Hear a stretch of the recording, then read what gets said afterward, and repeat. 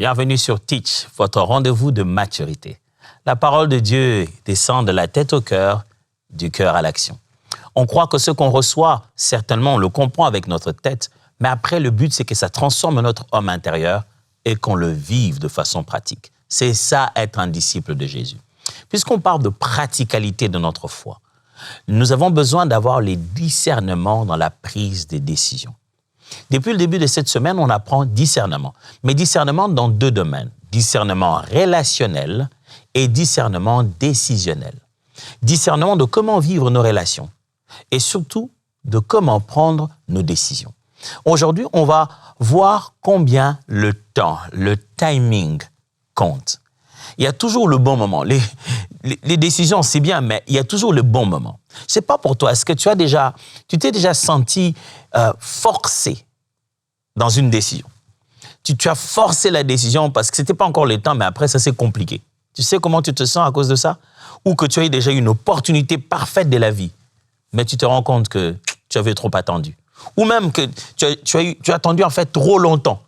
Et toi, tu as appelé ça, non, c'était juste de la patience, c'était juste de la prudence. C'était pas de la prudence, c'était plutôt de la peur. Toi, tu as appelé ça de la foi, c'était pas de la foi. J'ai la foi, donc je commence. Or, c'était juste de l'impatience. Le timing est la gestion du temps, l'influence du temps sur la prise de décision. Ça, c'est important. Qu'est-ce que le temps te fait? Ou comment lis-tu les temps quand c'est le moment de prendre les décisions? Alors, let's teach. Grandissons ensemble.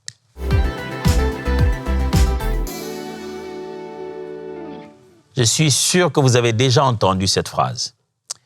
Une bonne décision au mauvais moment est une mauvaise décision. Une mauvaise décision au bon moment reste toujours une mauvaise décision. La décision a de sens avec les temps. Une décision est très liée au moment. Si tu as finalement décidé, sache que quand tu décides, il y a tous les éléments du continuum. Espace, matière et temps. C'est-à-dire, tu décides sur quoi, quand et où. Tu dis, bon, je pense que c'est bon, je crois que j'ai finalement décidé. Le monde ne s'était pas arrêté et était en train de t'attendre. Non, les gens ne t'attendront pas indéfiniment. Il faut que tu lèves des options. Et le temps que toi, tu as pris avant de lever les options, une saison pouvait être favorable, elle cesse de l'être. Dieu ne nous bénit pas seulement en nous donnant une direction de où nous devons aller. Dieu nous bénit aussi en nous montrant le bon moment. Le bon moment. Dieu te dit, va comme ça maintenant, va comme ça demain, attends, ce n'est pas le bon moment. La direction divine dans la vie d'un chrétien se révèle souvent par l'aspect du timing, le temps de Dieu. N'est-ce pas pour ça que nous prions? Nous passons 2 heures en disant, Seigneur, je ne veux pas le faire si ce n'est pas ton temps. Dieu, je ne veux pas précipiter. Est-ce que c'est le temps de Dieu? Est-ce que c'est ce que Dieu veut? Lorsque nous allons en quête de la volonté de Dieu, souvent, c'est pour aller chercher le temps de Dieu. La volonté de Dieu, ce n'est pas seulement sur quelle route tu vas vivre ta vie, quel chemin, quel parcours tu vas faire. Mais la volonté de Dieu, c'est souvent ces saisons-là, ces moments forts de ta vie. Tu veux les identifier précisément et être sûr que ma décision se trouve exactement dans le compartiment de temps voulu par Dieu. Oh, que le Seigneur nous aide. Le temps n'est pas facile à attraper et le temps n'est pas facile à lire. Mais que dit la Bible? Ecclésiaste chapitre 3, verset 1. Ecclésiaste chapitre 3, verset 1. Il est écrit ceci. Il y a un temps pour tout, un temps pour toutes choses sous les cieux. Chaque chose a son temps, on a l'habitude de le dire, la Bible dit, c'est comme ça qu'elle formule ça. Il y a un temps pour tout, un temps pour chaque chose sous le soleil. Le sage dit ceci, la matière est liée au temps. Tout ce qui existe a son moment. Et la suite, il continue en disant, un temps pour, j'aime bien quand il dit, un temps pour ramasser la pierre et un temps pour jeter. Je me suis dit, où est-ce qu'il était quand il imaginait son histoire de temps ici? Il regardait qui pour ça? Il dit, même celui qui jette la pierre, il a un temps d'abord pour ramasser et un temps pour jeter. Il veut juste dire que les événements sont linéaires. c'est que le temps se gère une chose après une autre. Les faits sont linéaires dans le temps. Les faits ne sont pas simultanés. Les faits se passent une chose après une autre. Donc, quand une chose existe, elle a son temps qui lui est dédié. Aussi bête, aussi simple, aussi fondamental que ramasser une pierre et jeter. Quand tu dis que quelqu'un m'a jeté une pierre, c'est que quelqu'un a pris le temps de ramasser, le temps de se positionner, le temps de lancer. Et la pierre a pris le temps de quitter où elle était et le temps de te toucher. Tout ça compartimenté dans le temps. Les sages nous montrent que Dieu n'agit pas seulement sur le quoi, mais sur le quand. L'action de Dieu n'est pas seulement basée sur ce qu'il va faire, mais c'est quand est-ce qu'il va le faire. Je sais qu'il y a des choses qui bouillonnent dans ton cœur. Tu sais que Dieu t'avait dit qu'il allait les faire. Maintenant, ce n'est pas si oui ou non il va le faire. Maintenant, est-ce le moment où il doit le faire? Est-ce c'est maintenant? Est-ce que tu es dans le quand de Dieu, dans le temps de Dieu? Dieu n'agit pas seulement pour dire qu'est-ce qu'il va faire. Dieu agit pour le moment où il va le faire. Souvent, Dieu révèle sa grandeur dans le temps. On se rend compte que, wow, c'était vraiment le temps de Dieu. J'aime cette expression dans la Bible. La Bible aime dire, lorsque les temps furent accomplis. L'original veut dire, lorsque il y a eu totalité du temps. C'est comme si, vous savez comment, à l'époque, on avait ces sables pour lire le temps. On tourne jusqu'à ce que la partie va être remplie du sable qui était en bas, qui est rempli. Et j'aime l'expression en anglais, on dit « at the fullness of time », à l'accomplissement du temps, à la totalité. Lorsque le temps sera rempli à ras-bord, c'est bon, il n'y a plus rien à ajouter sur le moment. Frères et sœurs, la décision de la vie demande d'être prise au bon moment. Et Dieu n'agit pas seulement sur qu'est-ce qui va se faire, il agit aussi surtout sur quand ça doit se faire. Dans le quand, on ressent la touche du roi. Lisons un deuxième proverbe, un deuxième texte plutôt. Le proverbe chapitre 19, verset 2. Proverbe 19, 2. Le manque de science n'est bon pour personne. Et celui qui précipite ses pas tombe dans le péché. Il y a des versets dans la Bible, je vous assure, quand vous les lisez, vous dites « Ah, il y a ça dans la Bible? Je n'ai jamais lu ça. » Surtout dans les proverbes. J'ai passé un moment d'étude des proverbes. Je faisais une étude, j'ai fait le texte, j'ai passé un moment d'étude d'audio dans différentes langues. Et là, j'étais en train d'écouter ça en ma langue, le lingala. J'étais agréablement surpris par les choses que j'ai écoutées. J'ai dit, oh, ça, la Bible dit ça? Alors, écoutez ce que le proverbe dit. Le manque de science n'est bon pour personne. Ça veut dire que il n'est bon pour personne d'être ignorant. C'est pas bien. Tu peux pas te battre la poitrine et dire je connais pas. Non. Ça ne profite à personne de ne pas avoir la connaissance. Et dit, et celui qui précipite ses pas tombe dans le péché. Ne voyez pas seulement ça qu'il commet une chose contre la volonté de Dieu. Non. Voyez aussi l'idée que celui qui précipite les pas manque son objectif. Il manque d'atteindre le but. C'est ça le mot, le sens qu'il y a dans le concept de péché. C'est-à-dire, celui qui va trop vite finit par commettre une erreur. Là où il devait toucher, il rate la cible. La précipitation, c'est le fait de mal gérer le temps. Celui qui s'y précipite, c'est certainement quelqu'un qui se sent soit en retard. Il a l'impression qu'il devait le faire, il n'a plus assez de temps. Pourquoi tu n'as plus assez de temps? Quand tu avais le temps, tu faisais quoi?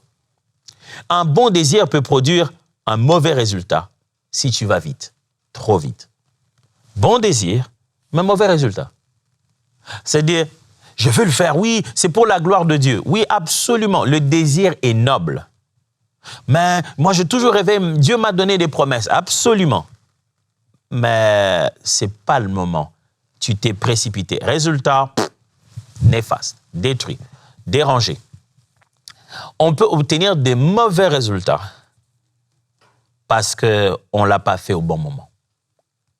La précipitation, c'est la chose qui qui fait que beaucoup de personnes se mettent à regretter les résultats. J'ai vu des gens au bon endroit, mais trop tôt. Du coup, ils ont dû passer 1 année, 2 ans, 3 ans, subir jusqu'à ce que le temps qui était vraiment prévu pour eux arrive. Ils n'étaient pas obligés d'être là et de souffrir pendant toutes ces 3 années. Ils auraient pu juste être là où ils devaient être avant de venir au moment voulu par Dieu. S'il y a une chose pour laquelle chaque jour je rends grâce à Dieu, chaque fois que je regarde ma vie, c'est pour toutes les fois où, et j'ai raté plusieurs fois, je vous assure, mais pour toutes les fois où Dieu m'a bien conduit au bon moment. Pour toutes les fois où je regarde ma vie, je dis, wow, c'était au bon moment que j'ai pris cette décision. 3e texte, psaume 27, 14. Psaume 27, 14. Espère en l'Éternel, fortifie-toi et que ton cœur s'affermisse. Espère en l'Éternel. Regardez ce que le psalmiste dit. Il dit, espère en l'Éternel, fortifie-toi, que ton cœur s'affermisse. Espère en l'Éternel. L'expression qui est là veut dire, attends-toi à Dieu. Sois fort, fortifie-toi, mais continue à attendre calmement que ce soit le moment de Dieu. Espère, sois en attente de la part de Dieu. Attendre peut être une sorte d'obéissance en réalité. Attendre Dieu, c'est peut être une vraie obéissance courageuse. Des fois, Dieu te dit, mais Seigneur, je vais t'obéir, je vais faire ce que tu veux. Ce qu'il veut que tu fasses, c'est attendre. Nous, on a l'impression qu'attendre, c'est de la passivité. Or non, attendre est une action d'obéissance. Parce que quelquefois, Dieu dit, attends. Dans ma vie chrétienne personnelle, j'ai appris récemment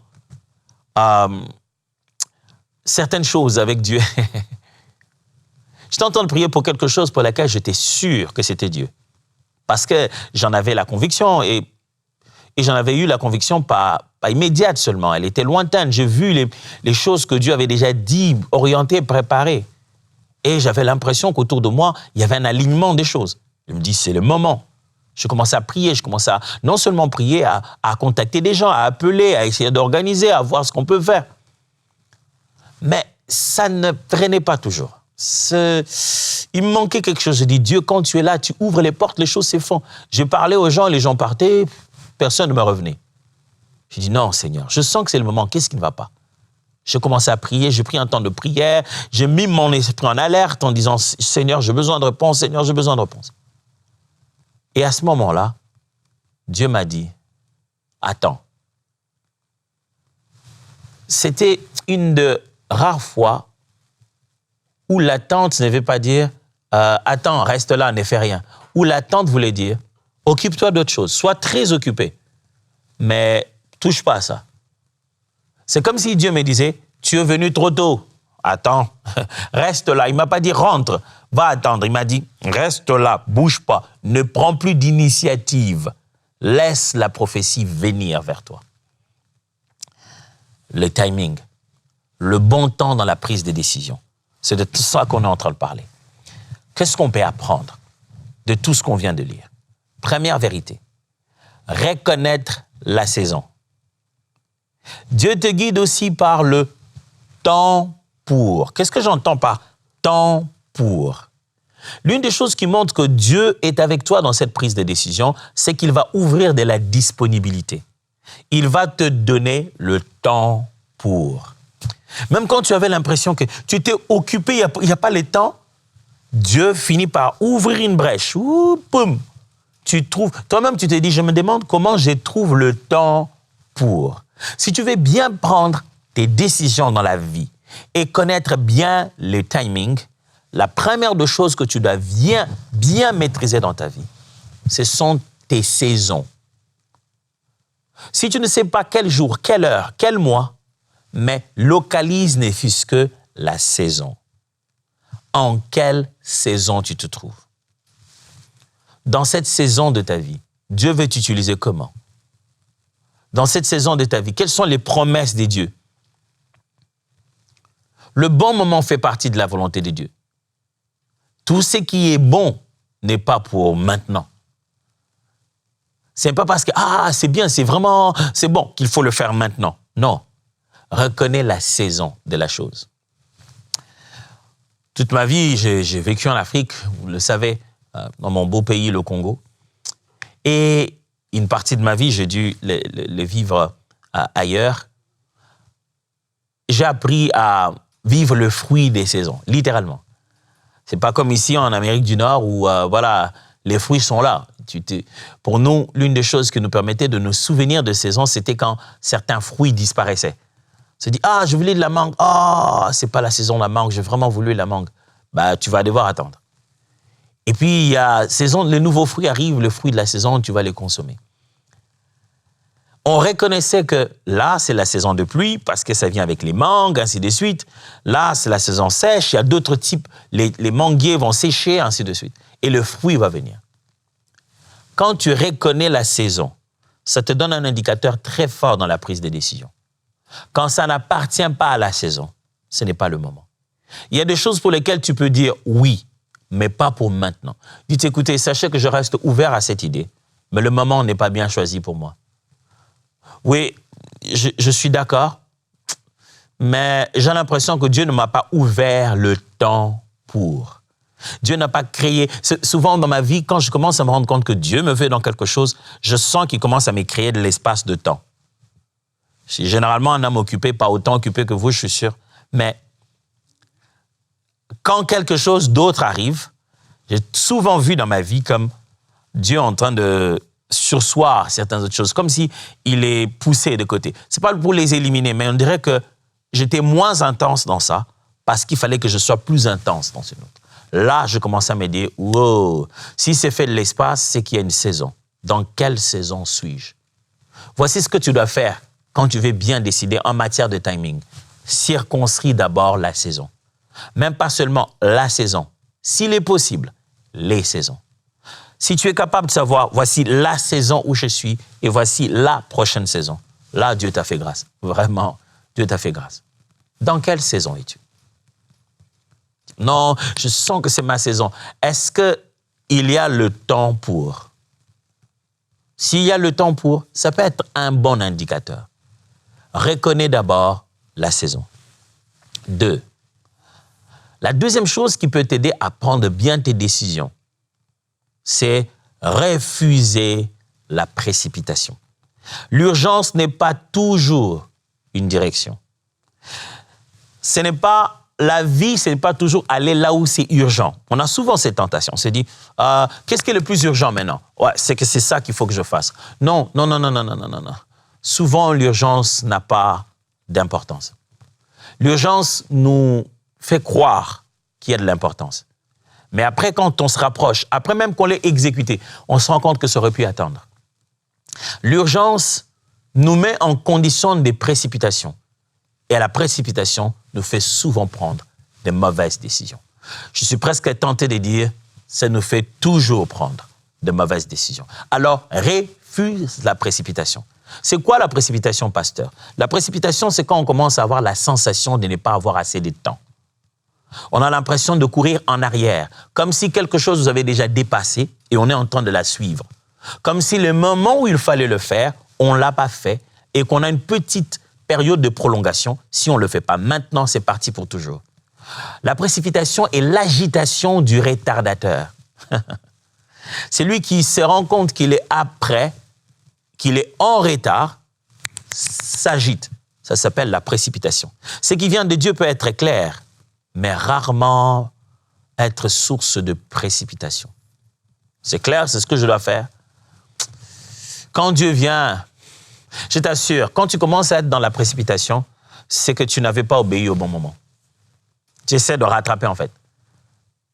Mais si tu suis le Dieu de la Bible, il ne te conduira jamais dans la précipitation. Pourquoi? Parce que Dieu aime que tu bénéficies de son omniscience, de sa capacité à t'annoncer les choses avant qu'elles n'arrivent. Ça fait même partie de sa fierté. Il dit, n'est-ce pas moi l'Éternel qui a annoncé ces choses avant qu'elles n'arrivent? Être serviteur de Dieu, être enfant de Dieu, c'est profiter de cet avantage que c'est lui le maître de l'univers, le créateur du temps, qui sait, qui connaît les événements. ils préfèrent t'en parler, mettre ça dans ton cœur, faire de cela un fardeau et inciter ton esprit vers la bonne direction le plus tôt que possible. Quand ça commence à devenir précipitation, souvent, quelqu'un n'a pas écouté Dieu. Ou même plus, souvent, Dieu n'est plus dans l'affaire. La précipitation, on a l'impression que ça nous fait gagner du temps. Mais ça nous fait perdre beaucoup plus que ce que nous gagnons. Beaucoup de gens ont commis des grosses erreurs de carrière parce qu'ils l'ont fait dans la précipitation. La précipitation peut te faire manquer un détail important qui fait que là, tu as fini, tu es là, mais tu es humilié parce que juste, tu as manqué une chose dans la précipitation.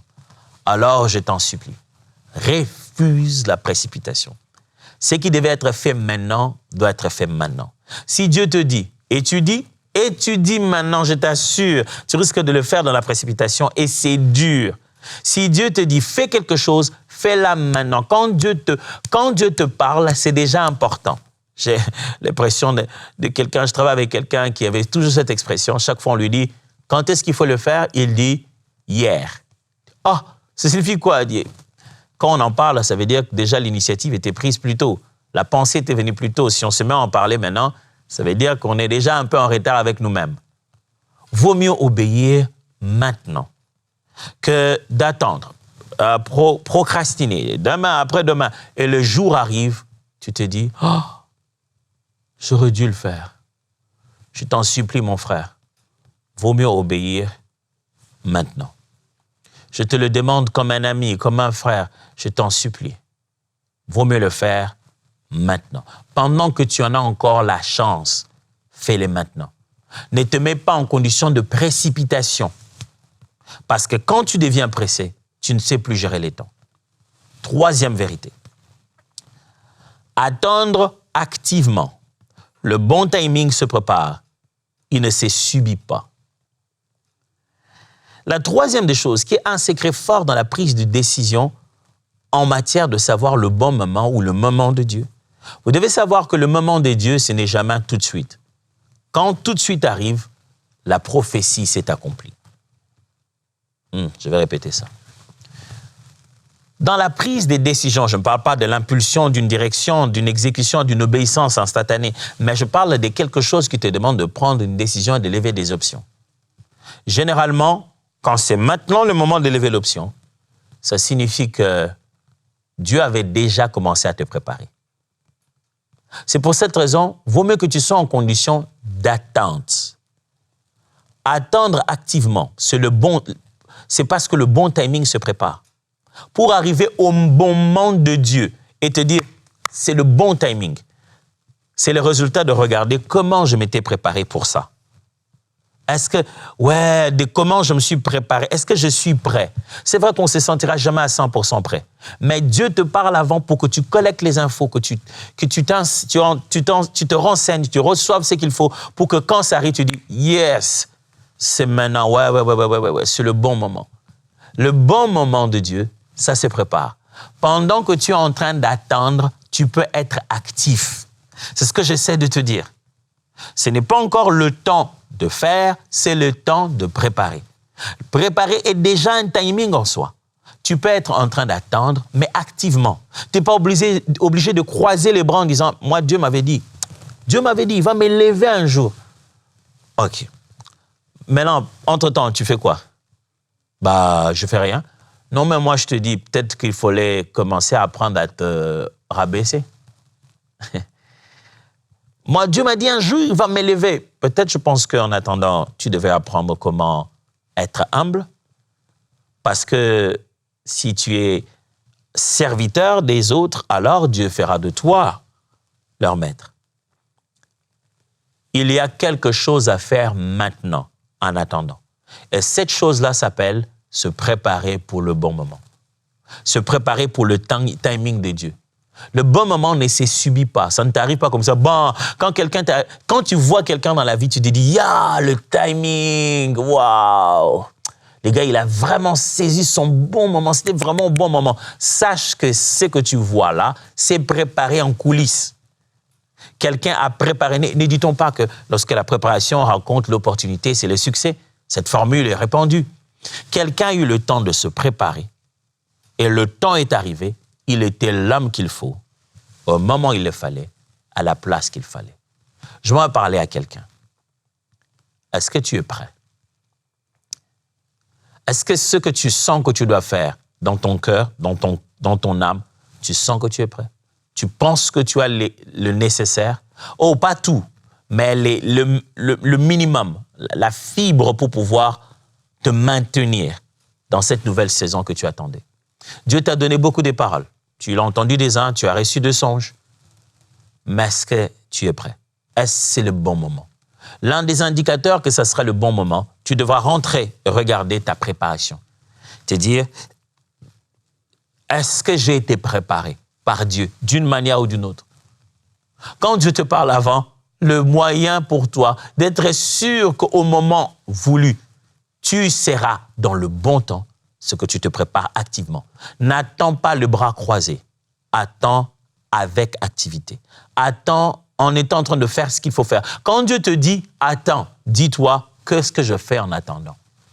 Il va te dire « prie », il va te dire « va voir les gens », il va te dire « apprends », il va te dire « va chercher ». Des fois où j'ai reçu des messages clairs, Dieu voulait que je fasse des choses dans ma vie. Il dit « Seigneur, tu m'as donné des promesses, je comprends, mais maintenant je fais quoi ?» Il dit « forme-toi ». Et je me plonge à apprendre. J'ai fini, il dit, Seigneur, j'ai fini quoi encore? Forme-toi. Je dis, OK, ça ne va jamais s'arrêter ça. Mais je sais que tout ça a un moment, un temps où on va dire, oh, c'était pour des temps comme ceci.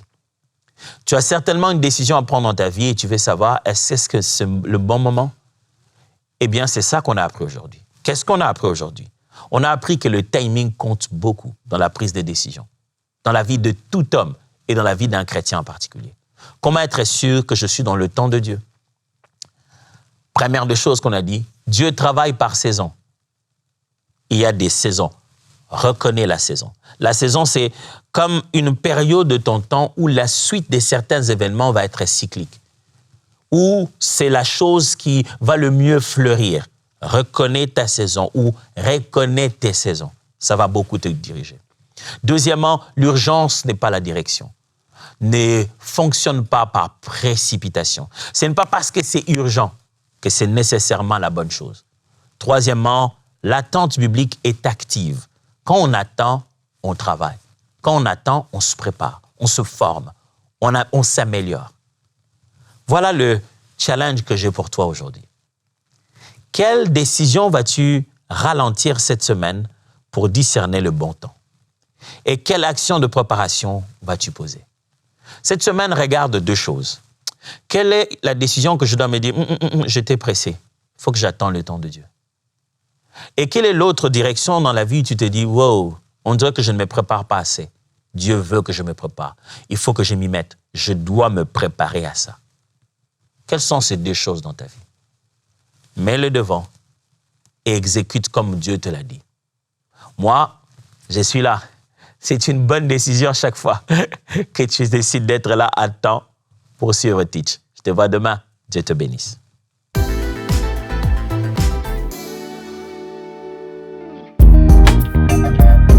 Merci à tous nos précieux partenaires grâce auxquels cette émission a pu être réalisée.